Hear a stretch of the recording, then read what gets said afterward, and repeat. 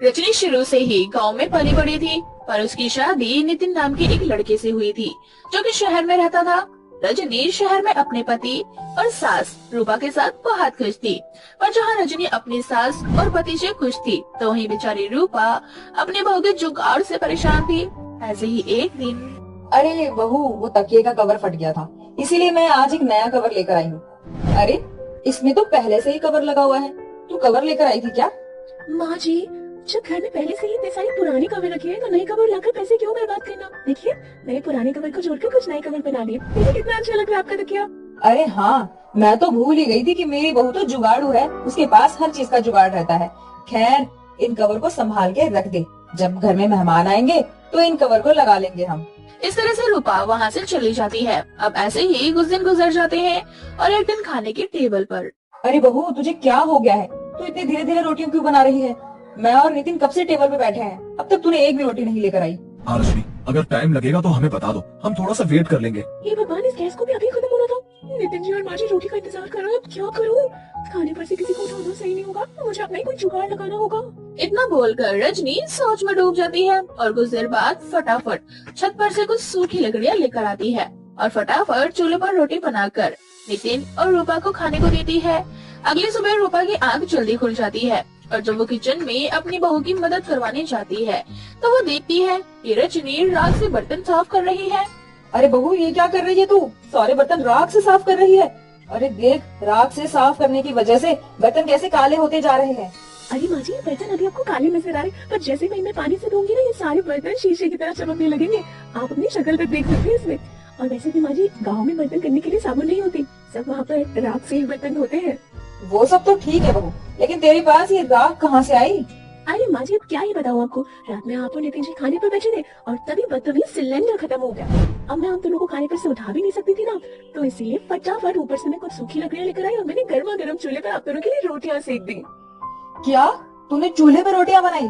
हे भगवान, तुझे पता भी है लकड़ियाँ कितनी महंगी है? वो लकड़ियाँ मैंने आग जलाने के लिए रखी थी, और देख मेरी कितनी सर्दी पड़ रही है। माँ जी, आप तो बेकार ही मुंह बना रहे हो। अगर भूखी बन जाओगी तो सर्दी से कैसे बचोगी?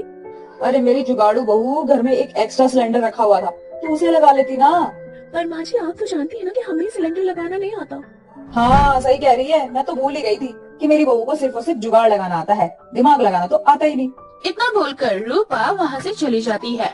अब ऐसे ही कुछ दिन बीत जाते हैं और एक दिन नितिन के फोन पर पानी गिर जाता है, जिससे नितिन बहुत ज्यादा परेशान हो जाता है। नितिन जी, क्या हुआ? आप इतने परेशान क्यों हैं? रजनी, तुम नहीं समझोगी, मेरे फोन में पानी चला गया है। अब मेरा फोन बंद हो चुका है। अगर मेरा फोन चालू नहीं हुआ तो मुसीबत आ जाएगी।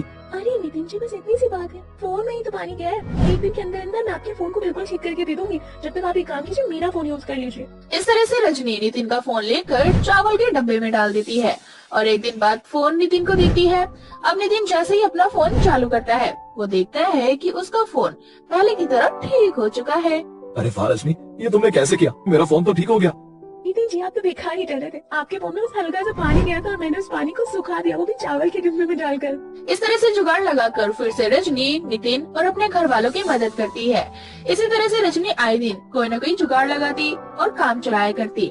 अब इसी तरह से कुछ दिन बीत जाते हैं और एक दिन गलती से रूपा मच्छरों को भगाने के लिए अगरबत्ती जला लेती है, जिसकी वजह से नितिन की आवाज चली जाती है।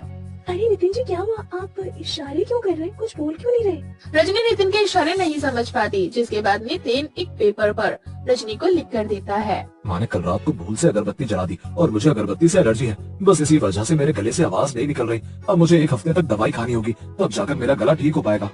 क्या आपको अगरबत्ती से एलर्जी है? पहले बताना चाहिए था ना। बेकार ही आप दवाई के झंझट में पड़ रहे हैं। आप यहीं रुकिए, मैं आपके लिए काढ़ा बना देती हूँ। बस 2-3 बार वो काढ़ा पीना होगा, फिर देखना कैसे आपकी आवाज पहले की तरह बुलंद हो जाएगी। इतना बोलकर रजनी काढ़ा बनाने के लिए चली जाती है। तो वहीं दूसरी ओर रूपा जब अपने बेटे की ऐसी हालत देखती है, तो उसे याद आता है कि उसके बेटे की ये हालत उसी की वजह से हुई है। जिसके बाद रूपा रजनी को काढ़ा बनाने से मना करती है और उसे कहती है, अरे बहू, ये क्या कह रही है? हर चीज में तेरा जुगाड़ काम नहीं आने वाला। बिना दवाई के मेरा बेटा नितिन बिल्कुल भी ठीक नहीं होगा, उसे डॉक्टर के पास लेके जाना पड़ेगा। माँ जी, इस काढ़े के सामने ना डॉक्टर की दवाइयाँ भी फेल है। ये जो काढ़ा मैं बना रही हूँ, उससे अच्छे अच्छे लोगों की तबीयत ठीक हो जाती है। फिर नितिन जी की आवाज क्या चीज है? आप बस 2 दिन दीजिए, अगर 1-2 दिन में नितिन जी की आवाज वापस नहीं आती तो फिर भले आप उन्हें डॉक्टर के पास ले जाना। रूपा के बार बार रोकने पर भी रजनी नहीं मानती और अपने पति को सुबह शाम काढ़ा पीने को कहती है और 2 दिन के अंदर ही अंदर काढ़ा अपना काम करके दिखा भी देता है और बहुत जल्द पहले की तरह नितिन की आवाज ठीक हो जाती है। माँ देखो रजनी के जुगाड़ का कमाल, इतनी जल्दी तो मैं डॉक्टर की दवाई से भी ठीक नहीं हो पाता जितनी जल्दी रजनी के काढ़े से हो गया। हाँ बेटा, तो बिल्कुल ठीक कह रहा है। तेरी आवाज तो बिल्कुल सही हो गई है। पहले की तरह तेरी आवाज है। मानना पड़ेगा बहू के जुगाड़ को। बहू का जुगाड़ हमेशा हमें फायदा पहुंचाता है, कोई नुकसान नहीं होता बहू के जुगाड़ से। अब तो मुझे बहू के जुगाड़ पर पूरा भरोसा हो चुका है। उसका कोई ऐसा जुगाड़ नहीं है जो हमें फायदा न पहुंचाए।